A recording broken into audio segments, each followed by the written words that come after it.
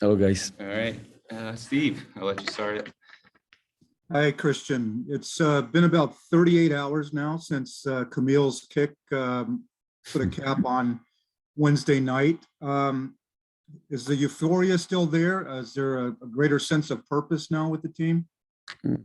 Yeah, it was a special night in front of special supporters, as we said many times, but is the truth. It was a great game for us to play, just to give us also the bearing where we are. But we have to keep humble, and we have to see all the things that we need to keep working and improving. So rather than the euphoria, I think we are focused on the next game and how to improve ourselves as a team. We showed that we have got inside us certain qualities, and I want to highlight those to the players, to all of them, that they are here. And then, but we have a lot of work to do, and so we cannot be carried away with a game that was special for all of us, but remains a game, and then we need to move on because we have a lot of work to do. Is there a greater sense of confidence in what is possible for this team as MLS goes and making the playoffs and maybe being able to do something there? I hope so, in terms of belief, but yeah, there is we will give it a go. We will give it a go. We will fight until the end, and we will want to give out the best version of ourselves. We will keep working on a daily basis to improve on all the phases of the game, on all the aspects of the game. I think the boys always train well and with purpose and with good energy. And so, but we have to put also the meat on the bone and keep growing as a team, tactically, physically, technically, in all individually and then collectively, to become the best version that we can be. And then we will see where we will be at the end of the season. Great. Thank you very much. You're welcome. Guys, please do raise your hands. Neil, I'll go to you. Thank you. Neil Davidson from the Canadian Press in Toronto, coach. What are you expecting from Toronto? As you know, they may be debuting a couple of their big name Italians this weekend.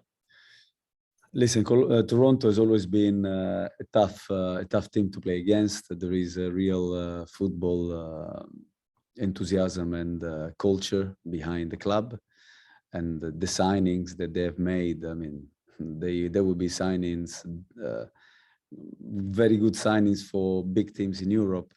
And so to have Insigne, Bernardeschi, Crescido added to the squad, as well as the names that they already have with Kay, with Bradley, and all the other ones, you know, Osorio. They have a number, plus few good young players and experienced players at the back. I think that is one of, in my opinion, is one of the best squads in the MLS. So it's going to be a difficult game. Thank you. You're welcome. Mike.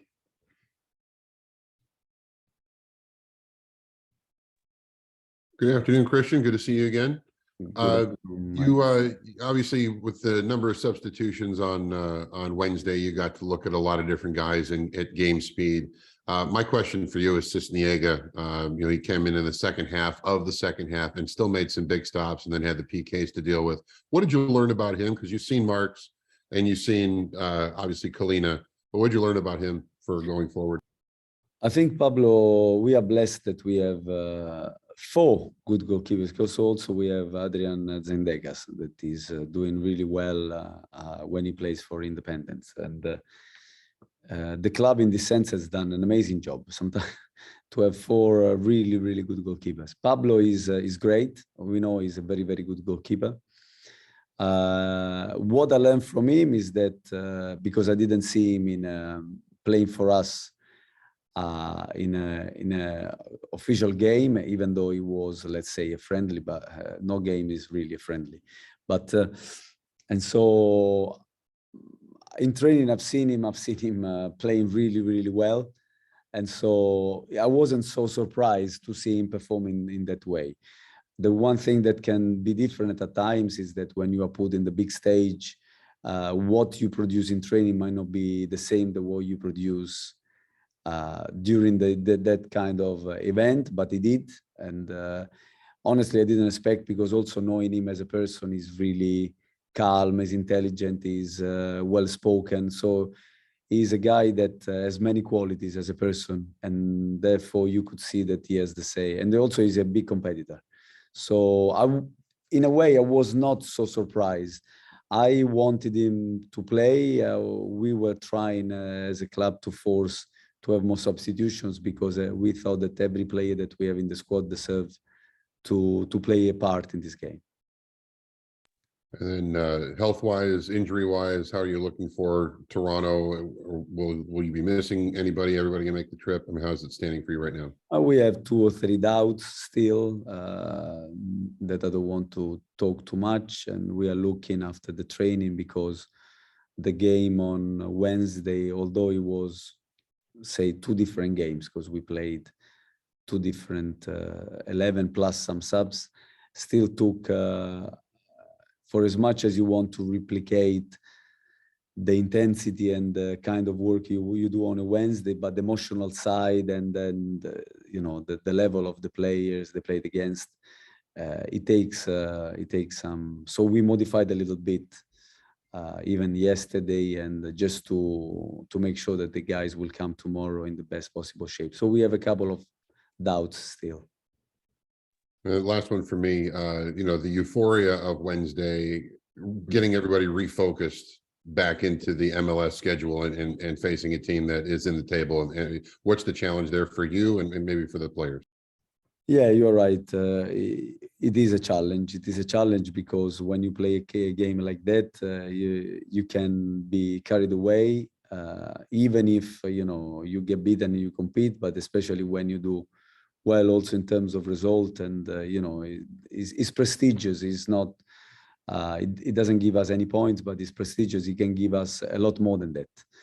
At the same time, like you rightly said, we have big games coming up, and we need to fight for going as far as possible on the table, because we want to have a chance to arrive to the playoff, at least to be with a fighting chance. And we want to focus and refocus quickly on the match that we have in front. That is, it is an important match for us. Like there will be all the game from now until the end of season. Thank you. You're welcome. Antonio? Hi, Christian. Hope you're doing well. We saw Camilo Josviak versus Chelsea playing some minutes as an attacking midfielder and not as winger. Is it something that you have planned on using him in that role at certain situations of a game? Yeah, I wanted to see Camille in that situation because I think his characteristics can adapt well. Also in that part of the pitch, he has the ability to play in different positions as a winger. As you can see, we have 4 guys in which I trust, that I trust fully, as well as Camille. We have Andre, we have Kerwin, we have Jordi, and we have Mackenzie. All of them with different characteristics, but equally valid. And so I wanted to see Camille in that position because I think he can add as well to that part of the game in terms of dynamism, in terms of the pressing that we were trying to do. And from Toronto, do you expect a different formation or a different tactical disposition if they decide to debut Lorenzo Insigne and Federico Bernardeschi? I think